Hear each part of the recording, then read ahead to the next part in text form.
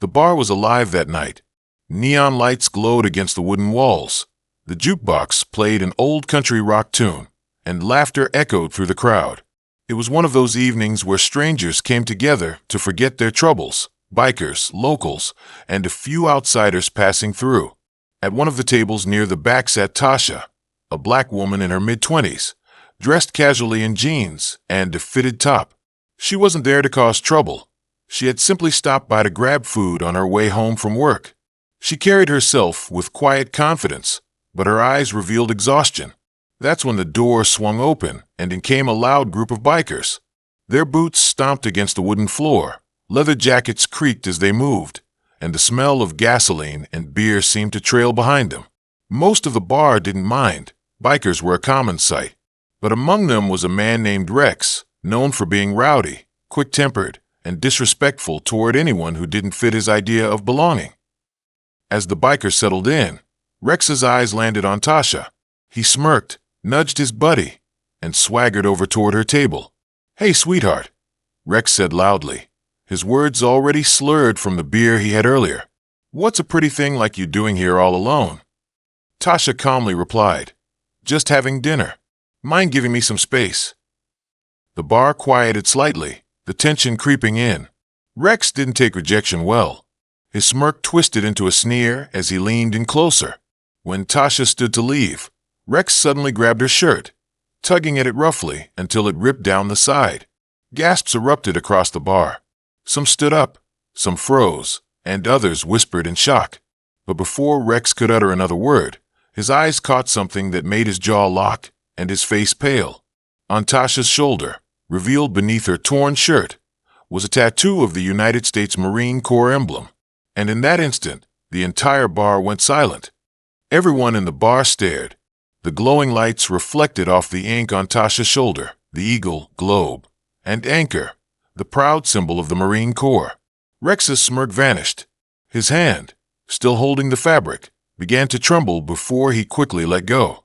His buddies, once laughing, now shifted uncomfortably, recognizing the tattoo immediately. You're a Marine," one of them muttered under his breath. Tasha's eyes locked onto Rex, firm and steady. "I don't owe you an explanation. But yes, I earned this tattoo. Every drop of sweat, every scar, every sleepless night in combat, it wasn't given. It was earned." The bar fell so silent, you could hear the ceiling fan creak. Marines, in small towns like this, were respected, sometimes even feared. And here stood a woman Rex thought he could bully. But instead, she carried a mark of sacrifice greater than any of them in the room could claim. The bartender, an older veteran himself, stepped forward. "Son," he said to Rex with disappointment in his voice, "you just picked a fight with the wrong person.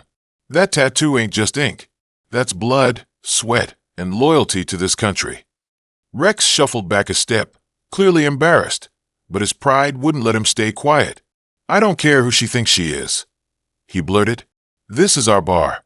She doesn't belong here." The bartender slammed his hand on the counter. "The Marines belong anywhere they stand. And if you can't respect that, then maybe you don't belong here." The crowd murmured in agreement. Rex looked around, realizing he wasn't getting the support he usually commanded. Tasha adjusted her shirt, straightened her shoulders, and walked back to her table with dignity. But the night was far from over. Rex's pride was stung like a wounded animal. The idea of being humiliated by a woman, and worse, in front of his biker crew, made his blood boil.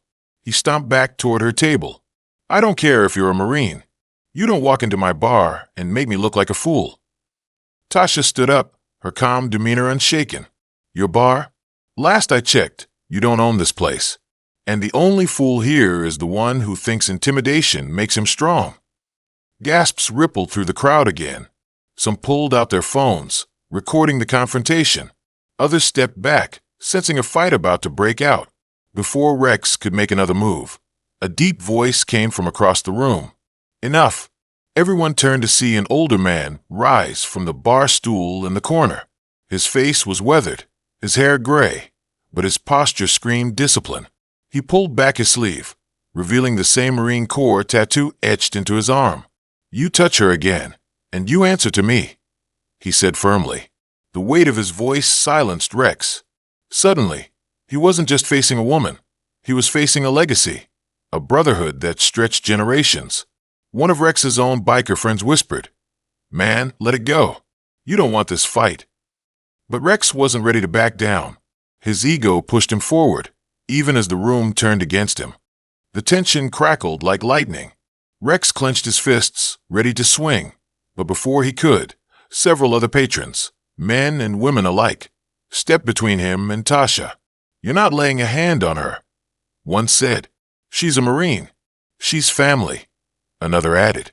The bar, once divided, now stood united, not just for Tasha, but for what she represented. Tasha raised her hand, motioning for them to stop. "I don't need anyone fighting my battles. The Marines taught me to stand on my own." The room grew still as she stepped closer to Rex. Her voice was calm, but it carried the weight of authority. "You think strength comes from fear, but real strength? It's knowing when to stand tall and when to walk away. Tonight, you'll do the smart thing and walk away." For the first time, Rex faltered. His eyes darted around the bar, no support, no backup, just disapproving stares. Even his biker buddies avoided eye contact, unwilling to challenge the united crowd.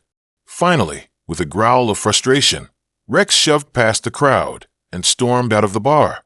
The door slammed behind him, leaving only silence in his wake. And then, the bar erupted into cheers. The rest of the night turned into something unforgettable. Patrons came up to Tasha, shaking her hand, thanking her for her service, and apologizing for what happened. The bartender brought her meal on the house and raised a glass in her honor. "To the Marines," he toasted. "To the ones who fight for us, even when we don't deserve it." The bar echoed back, "To the Marines." Tasha smiled humbly, replying, "I didn't fight for recognition. I fought so people like Rex still had the freedom to make mistakes, even big ones. That's the weight of service." The older Marine in the corner nodded proudly, his eyes misty. "You carry yourself with honor. Your father would be proud." It turned out he had served alongside Tasha's father years ago, a Marine who never made it back home. The connection brought tears to her eyes, but also a deep sense of belonging. That night, the bar didn't just see Tasha as a woman who stood her ground. They saw her as a warrior, a protector, and a reminder of sacrifice. As she walked out under the night sky, the cool air brushed against her torn shirt, but she didn't mind. The tattoo on her shoulder wasn't just ink. It was her story, her courage, her unbreakable bond with a brotherhood that no bully could ever take away. And in that small-town bar, respect was not given to her because she demanded it. It was earned, just as she had earned her place among the few, the proud, the Marines.